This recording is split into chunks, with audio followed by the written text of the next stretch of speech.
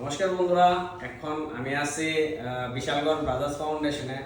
তো অনেকের একটা কোয়েশ্চেন আমার কাছে যে আমরা ভিডিও করে গেলে ভিডিও বা ফটো তুলে গেলে পেশেন্টরা, তো সবাই কইতে চাই আমরা পেইড যারা ফ্যামিলি আছে যারা আমরা পেইড করে টাকা দেয় তারা কোনো ফটো বা ভিডিও আমরা করি না। তারা কারণ তারা ফ্যামিলি আছে, আজকে এই পেশেন্টটা যদি কোনো ফটো ভিডিও করে তাহলে এর ফ্যামিলির হয়তো বা অনেকে দেখতে পারে বা তার একটা মান সম্মান ব্যাপার আছে। তো আমরা তারা কোনো সময় পেইড পেশেন্টের কোনো সময় আমরা ফটো বা ভিডিও কোনো কিছু তুলি না।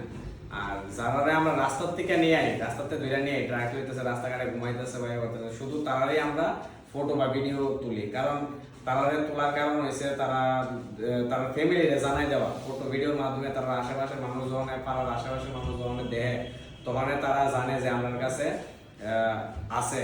তখন তারা এসে আমরা যোগাযোগ করে সেটা আমার কাছের থেকে তারা ছেলেরা সুস্থ হওয়ার পরে আবার বাড়িতে নিয়ে যায়। আর যদি আমরা ভিডিও না করতাম তাহলে কিছুদিন আগে দেখলাম অরুণাচল প্রদেশে একজন এসে তারা ছেলেরে আমরা এখান থেকে আয়া লইয়া গেছে। তো আমরা যদি ভিডিও না করতাম ওই ছেলেটা হয়তো বা বাড়িতে যাইতে পারলো নইলে, ফ্যামিলির কাছে কোনো সময় যাইতে পারলো নইলে, একটু নর্মাল বাড়ির অ্যাড্রেসও কইতার না, কিছু কইতার না, যার কারণে আমরাও জানি না এর বাড়ি কই না কই। তো আমরা ভিডিওর থ্রুতেই কিন্তু আবার এর ফ্যামিলির কাছে ফিরে যাইতে পারছে বা এর ফ্যামিলি তারা ছেলেরে ফিরে নিতে পারছে। ওই কারণে আমরা ভিডিওটি বানাই, যাতে রাস্তাঘাটে সবাই আমার কাছে ভিডিও দেখে সেটা আমার কাছে আয় যে আমার ছেলেরে তোমরা নিয়েছিলা, তোমরা তখন এসে আমরা লগে যোগাযোগ করে দেখা করার পরে ট্রিটমেন্টের পরে আমরা আবার তার কাছে ফিরিয়ে দিই। এই কারণে ভিডিওটা বানানো। তাছাড়া যারা ফ্যামিলি আছে যারা আমরা পেড অ্যাডমিশন করায়, তারা কোনো ফটো বা ভিডিও আমরা করি না, আপলোড করি না বা ফেসবুকে ইনস্টাগ্রামে কোনো কিছুর মধ্যে দিই না। তো সবাই একটা ভুল ধারণা যে এরা রিহ্যাবে দিলে তো এরা ফটো ভিডিও করে।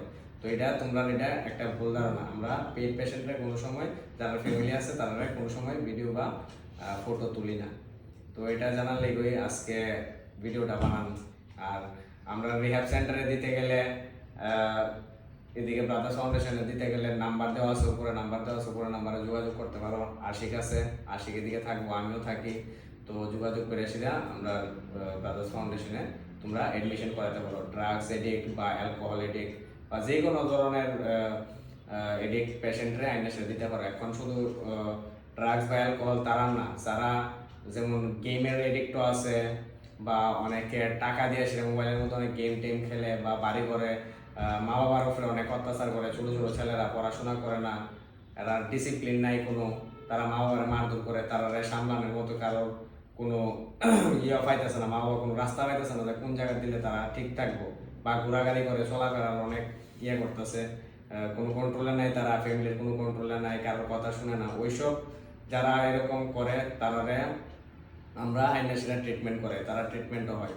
তো এরকম কেউ আশেপাশে থাকলে বা আপনার বাড়ি ঘরে থাকলে আমরা লোকে যোগাযোগ করতে পারেন। আর আমরা পিক আপের সুবিধাও আছে, কারো নিয়ে আইতে পারতাম না আমরা ফোন করলে আমরা বাড়িতে গিয়ে সেটা নিয়ে আইতে পারি তারারে। তো এরকম পিক আপের সুবিধাও আছে, যে কোনো জায়গা ত্রিপুরা রাজ্যের যে কোনো জায়গা থেকে আমরা গিয়ে সেটা বাড়ির থেকে ফোন করলে বাড়ির থেকে গিয়ে সেটা তুলে নিয়ে আই।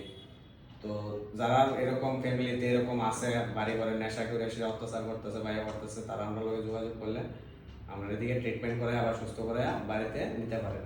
ধন্যবাদ সবাইকে।